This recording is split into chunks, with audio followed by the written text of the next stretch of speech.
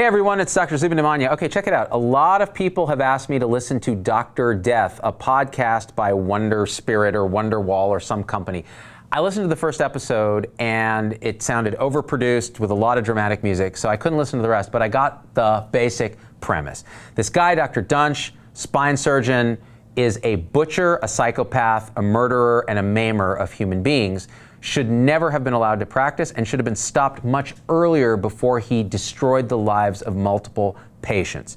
The takeaway for me was, well, yeah, this should have been stopped. This guy's a criminal, and he's not a surgeon by any stretch of the imagination in terms of what he did to these poor people. But here's the part that no one talks about. Everybody's up in arms like he should have been stopped. What they don't realize is, short of the psychopathic murderer, there are a ton of medical practitioners around the country who are just simply not that good.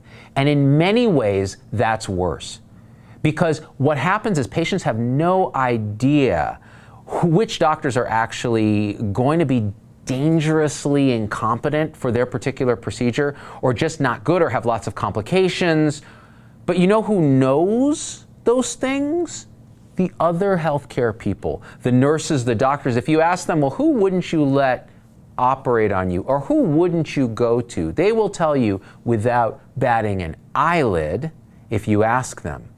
These are the doctors we call 007 in the slang, which is licensed to kill. We wouldn't let them touch our dog, let alone our family member. And here's the dirty secret, yet they continue to practice. Why? Because of the culture of medicine.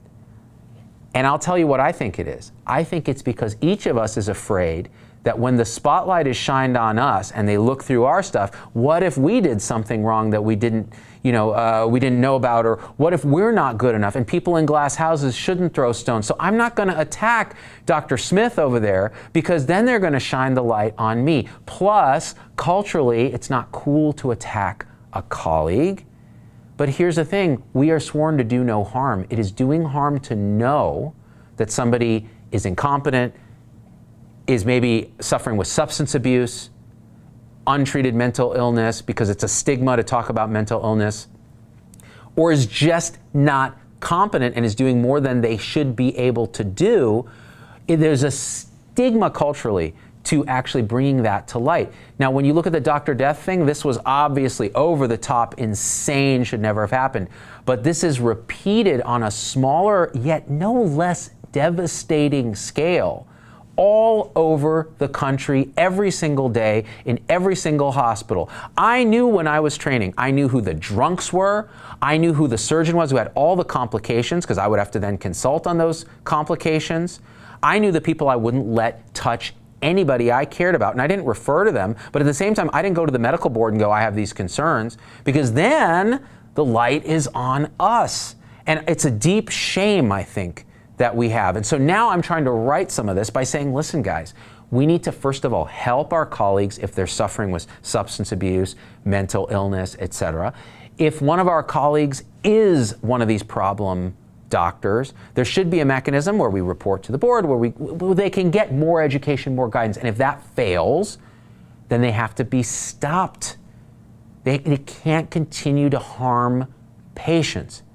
And we all, I'm looking at you guys, everyone in healthcare, we all know this is true. Just like we all know that one nurse on the floor who's dangerous. Like we all know the one outpatient doctor that we would never send our patients to. And yet what do, guys? We do nothing about it. It's time that changed. If you agree with me, hit share, hit like, leave a comment, leave a story, leave your questions, leave your concerns. Tell me I'm full of it.